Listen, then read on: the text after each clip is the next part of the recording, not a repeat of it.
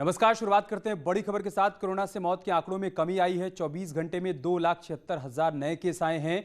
3,69,000 मरीज ठीक होकर अपने घर गए हैं। इन्हीं 24 घंटे में 3,874 मरीजों की मौत का आंकड़ा भी सामने आया है, जो कि 4,000 से नीचे आ गया है। ये एक अच्छे संकेत हैं, क्योंकि लगातार ये सवाल खड़े हो रहे थे कि मौत का आंकड़ा कम नहीं हो रहा है। ऐसे में बीते 24 घंटे में 3,874 लोगों की मौत हुई है और आंकड़ा 4,000 के नीचे आ गया है। जबकि बीते 24 घंटे में 2,76,000 नए केस आए हैं। मतलब नए केस के आंकड़े में भी गिरावट देखने को मिल रही है। साथ ही ठीक होने वाले मरीजों की संख्या लगातार बढ़ती जा रही है। अब ये बढ़कर 3,69,000 तक पहुंच गई है। मतलब 24 घंटे में 3,69,000 लोग ऐसे हैं जो कि कोविड संक्रमित थे, लेकिन इलाज के बाद ठीक होकर अपने घर गए हैं।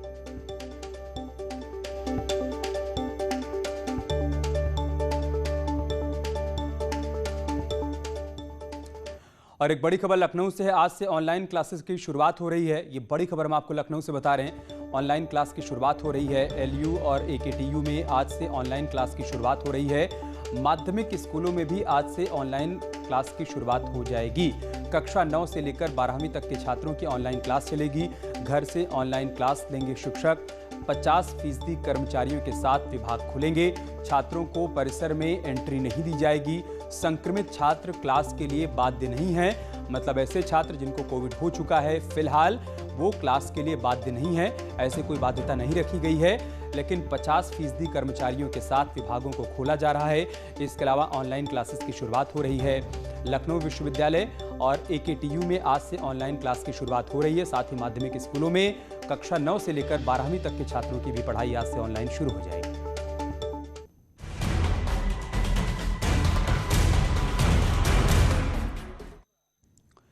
और अब बात करते हैं एक अच्छी खबर की। कोरोना काल में यूपी में गरीबों के लिए राहत देते हुए प्रधानमंत्री गरीब कल्याण अन्न योजना के तहत आज से अनाज बांटा जा रहा है। यूपी में अभियान 31 मई तक चलेगा। इस अभियान के तहत 14 करोड़ 71 लाख यूनिट पर 5 किलो खाद्यान्न दिया जाएगा। खाद्यान्न वितरण के दौरान सोशल डिस्टेंसिंग और कोविड प्रोटोकॉल का भी पूरा ध्यान रखा जाएगा। आपको बता दें कि ये मुफ्त 5 किलो अनाज राशन कार्ड पर नियमित रूप से मिलने वाले अनाज के कोटे के अतिरिक्त दिया जाएगा। ये एक बड़ी और सराहनीय पहल की गई है। इसके तहत ऐसे तमाम लोग, गरीब परिवार के लोग जिनके सामने खाद्यान्न का संकट है, उन्हें अब प्रधानमंत्री गरीब कल्याण अन्न योजना के तहत आज से ये अनाज बांटा जाएगा। यूपी में फिलहाल ये अभियान 31 मई तक चलता रहेगा। इस अभियान के तहत 14 करोड़ 71 लाख यूनिटों पर 5 किलो खाद्यान्न दिया जाएगा। खाद्यान्न वितरण के दौरान सोशल डिस्टेंसिंग और कोविड प्रोटोकॉल का पूरा ध्यान रखा जाएगा। आपको यहां पर यह भी बता दें कि मुफ्त 5 किलो राशन कार्ड पर जो नियमित रूप से राशन मिलता है, उसके अतिरिक्त कोटे में दिया जाएगा। बीते साल कोविड के दौरान भी इसी तरीके का प्रयास और पहल यूपी सरकार की तरफ से की गई थी। एक बार फिर से कोविड काल में यह अभियान उत्तर प्रदेश में 31 मई तक चलाया जा रहा है।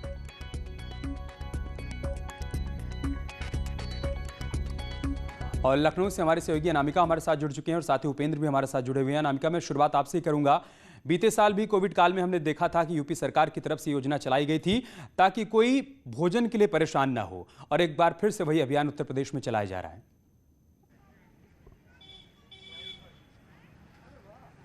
और देखिए अमित, सरकार की चिंता भी इसी बात को लेकर के थी कि जो छोटे गरीब मजदूर श्रमिक है, कामगार है, जैसे मैं एक महिला से बात कर रही थी, वो प्रिंस मार्केट की दुकान में काम करती हैं। एक इमामबाड़े के गाइड थे, जो कि इमामबाड़ा बंद चल रहा है इसलिए उनके घर में बहुत संकट आ गया था। कुछ ऐसी तबके के लोग जिनके लिए बहुत बड़ी समस्या उभर के आई कोरोना की महामारी के बीच में। इसी को देखते हुए यूपी सरकार की तरफ से पिछले दिनों जब मंत्रिपरिषद की बैठक हुई थी, उस बैठक में ये कहा गया कि अतिरिक्त कोटे में 5 किलो जो निःशुल्क राशन है वो ऐसे लोगों को दिया जाएगा। इसके बाद से जो तस्वीरें हैं आपको मैं वो दिखा दूं। मैं इस वक्त डालीबाग के एक सेंटर पे मौजूद हूँ और ये देखिए यहाँ से ये राशन लेके जा रहे हैं। वहाँ पर प्रॉपर सोशल डिस्टेंसिंग के साथ एक जो गोल गोल घेरे बनाए गए हैं, उसमें महिलाओं को, पुरुषों को लाइन लगा के खड़े रहने के लिए कहा गया है। ठीक सामने यहाँ पर ये भी लिखा हुआ है कि आपको गेहूं और चावल जो दिया जाएगा उसकी मात्रा कितनी होगी, कहाँ पे आपका सेंटर पड़ेगा, और वहाँ पे जो शख्स बैठे हैं आपको कोविड शील्ड लगा करके, जो उसका मास्क है वो लगा करके वो अंदर नाप कर रहे हैं। और ये यहाँ पे मेंटेन कर रहे हैं कि किनके पास कार्ड है, कार्ड नहीं है। अगर कार्ड यहाँ का है तो उन्हें इस गोल घेरे में खड़े होना है, अपनी बारी का इंतजार करना है। जैसे ही इनकी बारी आएगी वैसे ही आगे बढ़ के अपने लिए राशन ले लेंगे। अपना कार्ड दिखाइए जरा। कितनी राहत की बात है आपके लिए, आज राशन मिल रहा है मुफ्त। 3 महीने का है मैम। हाँ। और जो है 3 महीने फ्री मिलेगा, बाकी ऐसे पैसे से ले जाते हैं बस। 3 महीने जो कोरोना की वजह से जो हालात हुए से थोड़ी राहत है। हाँ, ठीक है अब ना तो थोड़ा कम है। अब देखिए अब आगे। पति क्या करते हैं आप? मेरे पति तो स्कूल में सर्विस करते हैं। जी अमित। ठीक है, उपेंद्र के पास चलते हैं, वाराणसी से हमारे साथ जुड़े हुए हैं।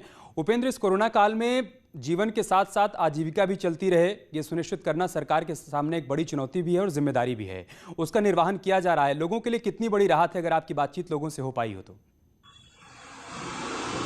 देखिए, हम सेंटर में सुबह गए थे, वहां पर भी बहुत सारे लोगों की बात की थी और उनमें से बहुत सारे लोग घाट किनारे के थे जिनकी रोजी रोटी रोजमर्रा की जो घाट पे आने वाले पर्यटक हैं उनसे चलती थी। तो फिलहाल अभी जब घाट पे जो है सैलानी आना बंद है, तो ऐसे में उनकी रोटी का संकट तो खड़ा ही हो गया था।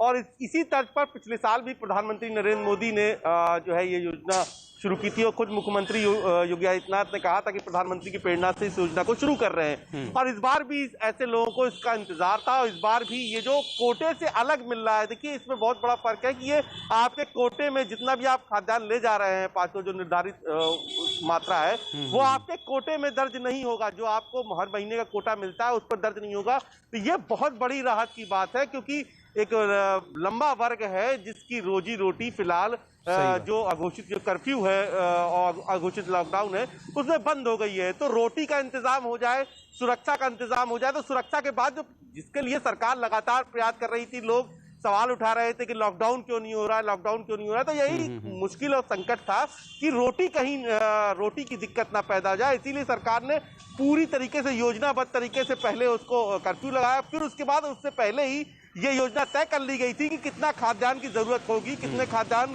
को कितने जिलों में बांटा जाना है, तो उसका इंतजाम किया और आज से वो खाद्यान्न बंटना शुरू भी हो गया है। ठीक है उपेंद्र, गोरखपुर से भी अपडेट लेते हैं, वहां से रामगोपाल हमारे साथ जुड़े हुए हैं।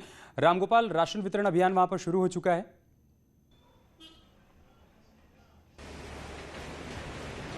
बिल्कुल, आज से ही ये शुरू होना था, लेकिन गोरखपुर के साथ साथ जो गोरखपुर मंडल और बस्ती मंडल है, इसमें जो है आज ताउते तूफान का जो असर देखने को मिल रहा है। देर रात से ही यहाँ पे बारिश हो रही है, तो इस कारण जो खाद्यान्न वितरण का कार्यक्रम है वो थोड़ा सा डिले हुआ है, क्योंकि लोग बारिश के कारण राशन की दुकानों पे नहीं पहुंच रहे हैं। अगर हम गोरखपुर की बात करें तो गोरखपुर में करीब 33 लाख से अधिक लोगों को राशन दिया जाएगा। पर यूनिट यहाँ 10 लाख कार्ड धारक हैं और पर यूनिट जो है 5 किलो राशन दिया जाएगा। ये उन गरीब वर्ग के लिए सबसे बड़ा जो तोहफा होगा जो रोज कमाते और रोज खाते हैं। और पिछले 1 तारीख से ही आंशिक लॉकडाउन लगा हुआ है, तो उनकी जो रोजी रोटी प्रभावित हुई है, तो उनके सामने अब खाने का संकट ना पैदा हो, तो इसके लिए प्रदेश सरकार के एक बहुत ही बड़ा और बहुत ही बड़ा क्रांतिकारी कदम है। उमेश से भी अपडेट लेते हैं, मेरठ से हमारे साथ हैं रामगोपाल। हम चलते हैं उमेश के पास। उमेश, पिछले साल जब इसी तरीके से राशन वितरण अभियान शुरू किया गया था तो हमने देखा था कई जगहों पर मिसमैनेजमेंट सामने आया था, लोगों की भीड़ इकट्ठा हो गई थी। इस बार ऐसा ना हो, लिहाजा टोकन सिस्टम लागू किया गया है। क्या सब कुछ ठीक ठाक है, व्यवस्था बनी हुई है मेरठ में? जी हाँ, देखिए अमित, आज से उत्तर प्रदेश में बड़ा अभियान शुरू किया गया है। गरीबों को मुफ्त राशन देने का अभियान शुरू किया गया है, लेकिन मेरठ में अभी राशन की दुकानों में सन्नाटा पसरा हुआ ही नजर आ रहा है। जिला पूर्ति अधिकारी से कुछ देर पहले हमने बात करने की कोशिश की, लेकिन उनका फ़ोन लिफ्ट नहीं हुआ। मैं इस वक्त एक राशन की दुकान पर मौजूद हूँ और यहाँ पर आप सन्नाटा देख सकते हैं, गेट बंद है और यकीनन बारिश भी हो रही है, क्योंकि ताउते तूफान की वजह से लगातार बारिश हो रही है, रुक रुक कर बारिश हो रही है। और शायद ये भी कारण हो सकता है कि राशन की दुकानों पर आज सन्नाटा पसरा हुआ है। न ही यहाँ पर कोई गोल घेरे बनाए गए हैं और राशन की दुकान का जो मेन गेट है वो भी देखिए बंद है। हालांकि यहाँ पर सारे डिटेल्स जरूर लिखे हुए हैं कि यहाँ पर क्या क्या चीज़ें मिलेंगी, और यहाँ तक कि नेबुलाइजर के बारे में लिखा हुआ है, सैनिटाइजर के बारे में लिखा हुआ है, फेस मास्क के बारे में लिखा हुआ है, फेस शील्ड के बारे में लिखा हुआ है, उनकी कीमत भी यहाँ पर लिखी गई है। लेकिन राशन की दुकान फिलहाल बंद पड़ी है, यहाँ पर एक भी व्यक्ति नजर नहीं आ रहा है और सरकारी उचित दर की ये दुकान है। यहाँ पर कमोवेश लाइन लगती थी और देखिए गेहूं और चावल के लिए 2 रुपए और 3 रुपए जो पहले का हिसाब था वो लिखा हुआ है। हालांकि आज तो राशन मुफ्त मिलना है और सरकार की महत्वाकांक्षी योजना है। और मुख्यमंत्री योगी आदित्यनाथ जब यहाँ पर पहुंचे थे तो उन्होंने इसका ऐलान किया था कि गरीबों को मुफ्त राशन दिया जाएगा 2 किलो। बहुत शुक्रिया आप सभी का हमारे साथ जुड़ने के लिए और विस्तार से तमाम जानकारी हम तक पहुंचाने के लिए। एक बड़ी खबर हापुड़ से आ रही है, जहां पर गेहूं क्रय केंद्र पर लापरवाही की तस्वीर सामने आई है। 2 दिन से बारिश में भीग रहा है गेहूं। बारिश में गेहूं की बोरियां भीग रही हैं। 1200 बोरियों के भीगने की बात सामने आई है। बारिश के कारण गेहूं में अंकुर फूट गए हैं। बाबूगढ़ थाना क्षेत्र के उपेड़ा क्रय केंद्र की तस्वीरें इस वक्त आप देख पा रहे हैं। 1200 बोरी गेहूं यहां पर बारिश में भीगता हुआ नजर आ रहा है। बड़ी लापरवाही यहां पर गेहूं क्रय केंद्र के सामने आई है। 2 दिन से लगातार बारिश हो रही है और इस बारिश में ये गेहूं खुले में रख दिया गया है, जो कि भीग रहा है।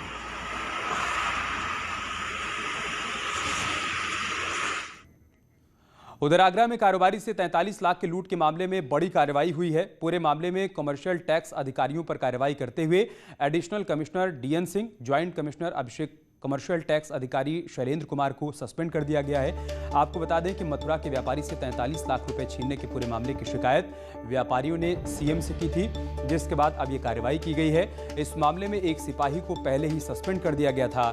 ये घटना उस वक्त की है जब मथुरा का चांदी व्यापारी बिहार से चांदी बेचकर वापस आ रहा था। आगरा में टोल पर जीएसटी अधिकारियों ने उसकी गाड़ी रुकवाई और अपने ऑफिस लेकर गए, जहां पर उससे 43 लाख रुपए छीन लिए और व्यापारी को धमकी देकर भगा दिया था।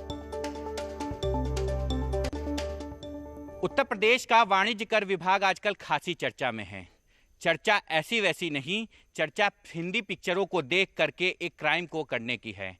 मुख्यमंत्री योगी आदित्यनाथ जब वर्तमान समय में अपने आगरा दौरे पर थे तो जनप्रतिनिधियों से मुलाकात में उनके सामने एक बात आई, जिसको लेकर के उन्होंने जांच के आदेश दे दिए। ये बात थी एक चांदी व्यापारी से 43 लाख रुपए छीनने की। जनप्रतिनिधियों ने जब सेल टैक्स अधिकारियों की ये करतूत मुख्यमंत्री योगी आदित्यनाथ के सामने रखी तो प्राइमरी फेस में उन्होंने जाँच के आदेश दिए।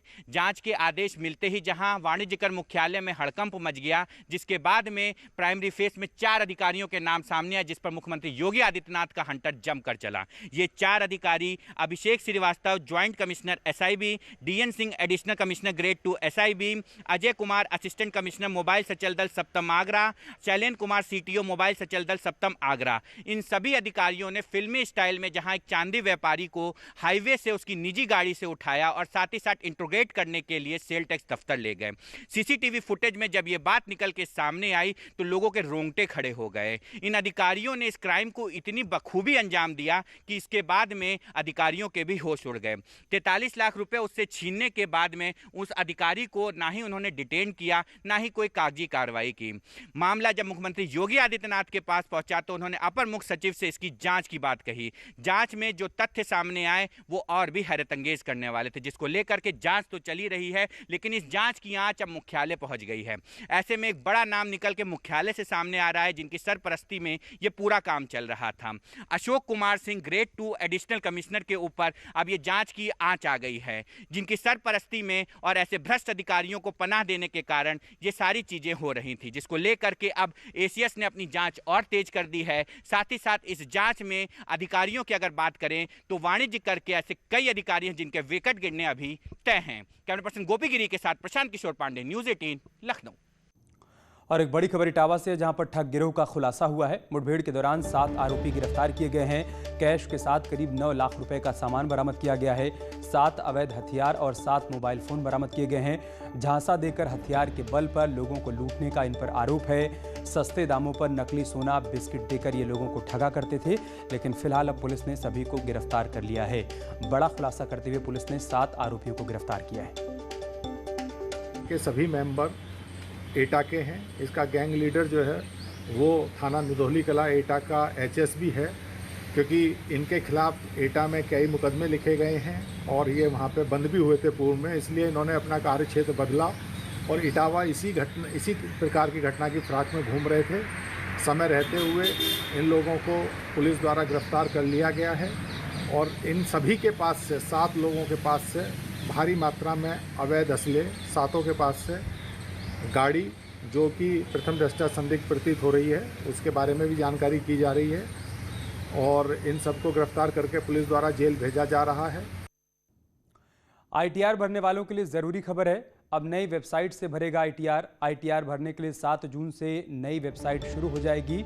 अब incometax.gov.in पर भर सकेंगे आईटीआर। 7 जून से ऑफिशियल वेबसाइट बदल जाएगी। 1 जून से पुराने वेबसाइट पर नहीं होगी लॉगिंग। आपको नई वेबसाइट पर जाकर अपना ITR फाइल करना होगा।